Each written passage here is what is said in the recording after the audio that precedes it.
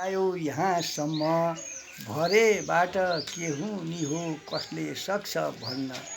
भाग्य दिने कोही हुन्छ, जन्म दिने कोही, सुख दुःख भोग्नु पर्ने धरतीमै यहीँ।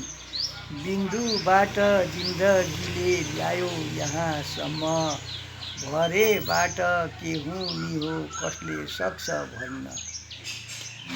आफ्नो भन्नु को नै रहेछ, स्वार्थी रहेछ संसार, जन्मनु र मर्नु पर्ने कस्तो रहेछ असार।